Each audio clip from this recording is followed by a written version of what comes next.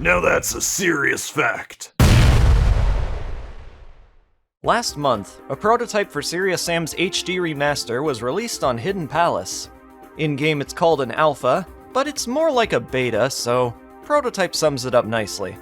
At first, this build was locked in the menu via some kind of prevention key, but thanks to the hard work of Nigamus, we've managed to bypass this requirement and get full access. So what can we expect from this build? First, let me refer to why this build is so interesting in the first place. In 2009, Croteam released many screenshots and 2 trailers for Serious Sam HD, the Epic trailer and Rock trailer. These trailers caused a great deal of hype among the Serious Sam community. They effectively emphasized the intense action we loved back when, now in realistic high definition. Its featured gameplay is from various early builds, utilizing 2 different HUDs and enhanced weapon models from the 2002 Xbox port. There are more cosmetic differences to note, but nothing too significant. Of course, those old 2002 assets wouldn't fly for the final game, so they were eventually replaced, along with many other placeholders. I've never been a fan of what they went with in the end, especially for the rocket and grenade launchers. They lack the personality and saturation of their previous iterations, but hey, that's just one man's opinion. Now, let's take a deeper look into the leaked build. As we run through it, you might notice some cool stuff that didn't make the cut. First things first, take a look at these difficulties. They use the same icons as Serious Sam Xbox. Here's an earlier rendition of the Natrixa message board. At this time, it was pretty basic, more or less a black backdrop with green text. The map used for enemy and weapon demonstrations runs at a snail's pace, which might be an optimization issue regarding the 360 hardware. A few animations are different here, while the male Gunnar is just stuck in an A pose. If you enter an invalid command here, you get a squeaky sound. Here we've got a clear blue sky in Hotchip suit. Sam's about to teleport in, although interestingly enough, if you put this build's files into the final game files, you get a modified version of Sam 2's model. That's strange. Looks like this build uses the digital clock font. Not a bad look, though from playing hours of this build, I will say, it tends to blend in with certain backgrounds. Sometimes I would die unaware of my health being so low. It was confirmed once by an ex-developer Solace that this HUD was originally designed for Serious Sam 3. The Croteam big heads are, smooth-brained. Notice how Sam's Colts are lower on the screen than usual? Once I pick up the Tommy gun, it looks as if his arm is missing. If you've ever played Serious Sam Classic or Serious Sam 2 in widescreen, you might have noticed how the change in aspect ratio doesn't readjust the view models. I believe the same thing is happening here, in which case, it was patched sometime before HD's release. That's a Serious Sam 2 sound effect. And so are those. Once Sam gets wounded, the screen brightens and your vision blurs for a moment. The duration depends on the intensity of the damage. This sucks. Good thing they changed it. The way jibbing works is a bit different here. There doesn't seem to be any momentum to it, which could be Croteam overcompensating for the dramatic soaring jibs as seen in the trailers. In this leaked build, most jibs instantly flop to the ground. Got the original Xbox shotgun here. Speaking of, original Xbox wound animations are being used for the kamikaze. Also, their audio cue isn't a perfect loop. This is pretty cool. Harpies were meant to drop their helmets on death. Oh, and, looks like the jibs are movable entities rather than stationary models. Take a look at that knife. Sure, it's the Xbox model, but the texture's different. More definition-ier than ever. And look at that. The knife hits twice in one swing. You can even kill multiple enemies this way. Fits the animation, but this isn't the case in any other version of the game. Consistency is the better choice. Oh, hey guys. Bye guys. See how that wearable sunk into the ground? That's a leftover schematic from Serious Sam 2. In the final release, they crumble into dust. Check out the flame trails for beheaded firecrackers. This idea was revisited in Serious Sam 4.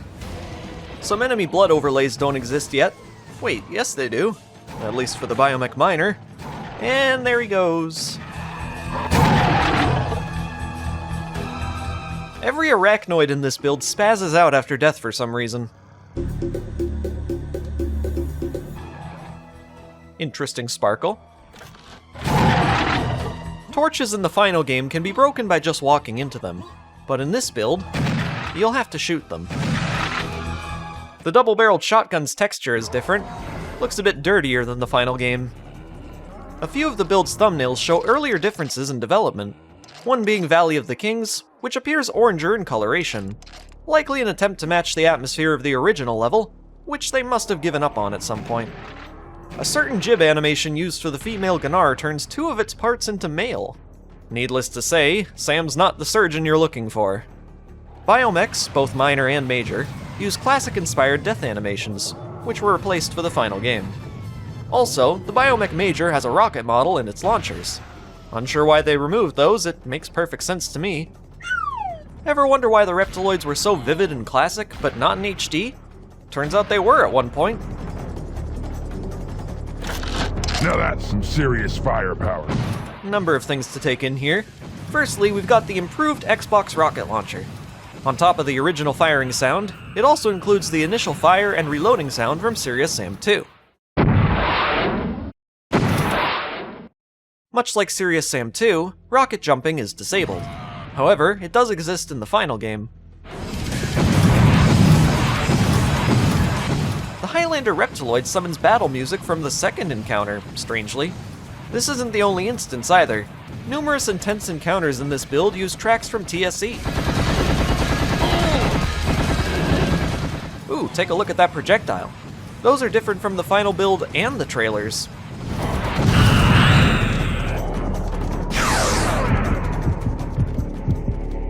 Come on, you ugly freaks! Oh.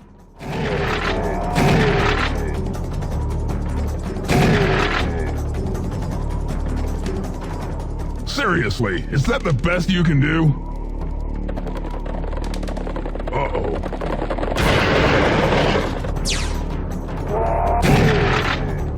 Hand!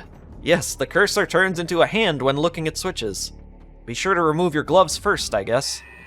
The Tommy gun's firing sound doesn't loop as quickly. Getting to the Moon Mountains here is usually done via secret teleporter, but in this build, it's a bouncy pad. Huh, I like that better actually. This Moon Mountains thumbnail must be super old. There's hardly anything in it. Now that's one wacky teleportation graphic.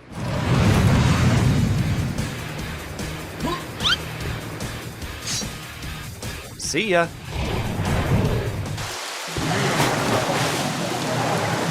From here on out, the entire game runs like shit. At least on 360. Judging by some emulator footage by Nigmus, it seems to run a lot better there. Probably depends on your hardware.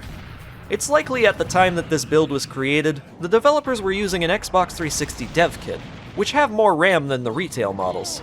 They probably hadn't done much optimizing at this point. The grenade launcher is interesting. Of the returning Xbox models, this one appears to have been modified the most. Its sound effects are entirely from the Serious Sam 2 launcher, including the countdown timer.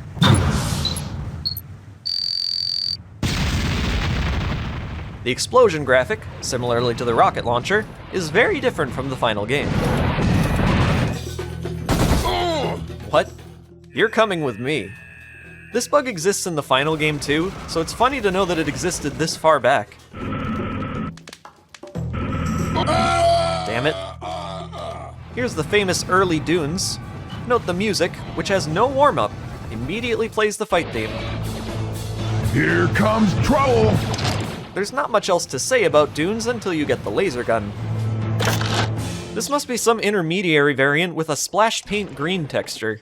You might initially think this is an error, but this is the actual texture file. The laser gun at this point had a muzzle flash. It's a neat visual effect that I think they should have kept. Now's a better time than ever to mention the weapon icons in the HUD. Several are from Serious Sam 2. Others are from the original Xbox HUD. Should you use the laser gun against clears, they won't fall into pieces and instead collapse into ragdolls. It's very glitchy in this state. Crow Team decided to have clears always fall apart instead, which isn't like the classic games, but the final result is more satisfying. Another classic element is here, the greener marsh hoppers and sewers. In the final game, all marsh hoppers look identical. The underwater lighting was different in sewers. This might primarily have to do with the missing underwater filter though. The electrofish's eyes glow in this build, making them far easier to spot. While you're down here, you might notice an O2 on the HUD, which happens to be displaying in reverse. Time for the minigun.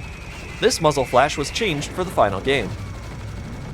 There's a thumbnail image showing Alley of the Sphinxes taking place during late afternoon, and there's one of Karnak taking place during sunset. Two images in the game's files show an earlier Karnak demo, with never-before-seen early textures of the beheaded firecracker and bomber. Another image shows a major arachnoid, using an earlier texture that isn't used in-game. This was found in the Serious Sam HD motherload, so we previously included it in our HD beta content mod for Fusion. More about that mod in a bit. The infamous Mental's eye drop doesn't morph in this build, it's just a giant reflective ball. Luxor was at one point to take place at sundown. Great, even less visibility. And the Great Pyramid was once to take place during the evening. Both of these levels in the build itself, however, appear like they do in the final game. Alright, those were my discoveries. I haven't mentioned absolutely everything, but most of the significant stuff. Nigmus has created a zip with the files that you need to play on a modded 360, or the Xenia emulator, which I've left in the description for you to check out for yourself. Beyond Serious Sam HD, there were other files found in this prototype that refer to the early development of Serious Sam 3. Here's an early level list, which confirms the original placement of 2 Jewel of the Nile DLC levels. It also heavily suggests that the infamously scrapped History Switch item would be collected in Abu Simbel. The History Switch would let you spend a limited time in the past. Upon activation, there was to be a post-processing effect during transition, and that would have looked like this. You could extend your time in the past with History Time extension items, and those looked like this. There was once a mechanic called the Geiger counter, which would activate upon entering certain areas. One confirmed place is the entrance to the Syrian chamber in Unearthing the Sun. And here's an early look at the plasma wall. As an extra mention, in the final Serious Sam HD build, there are files for Serious Sam 3's cut nitrogen gun, namely the muzzle flash and particle FX. That's all for Serious Sam 3, but if you'd like to learn more about its development, including the history switch, I have a separate video for it. I should mention that an early version of Second Encounter's Legend of the Beast DLC, initially called The Lost Levels, was discovered not long ago. Once again, it was an Xbox 360 leak. Although funnily enough, this DLC was never released on the Xbox 360. Interesting to note, it was compiled almost 2 years before release. Gameplay-wise, it shares many similarities with the final version, like arachnoids against colts. In other words, it was always awful. I don't know why they designed it like this, though according to ex-developer Solace, Legend of the Beast was developed as a prototype for Serious Sam 3's more in-your-face combat.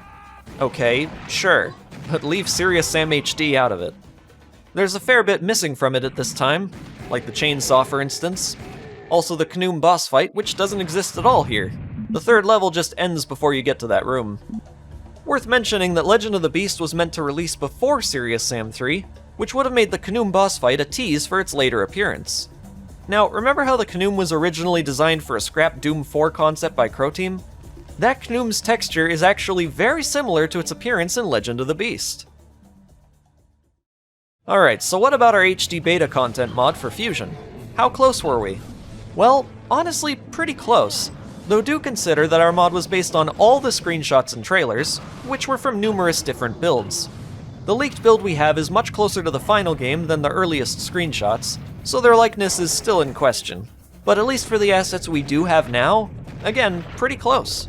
The mod may or may not be updated to include these new assets, it depends. That's all I can say about that for now. And that's all I can say in general, really. It's been a blast checking out this prototype for Serious Sam HD. Pretty crazy how much early Serious Sam content has leaked over the years. But thank goodness, really, as these have been our only resource for getting answers regarding the series' early development. Crow Team themselves hardly engage in these conversations anymore. Thanks for watching, everyone, and I'll see you next time.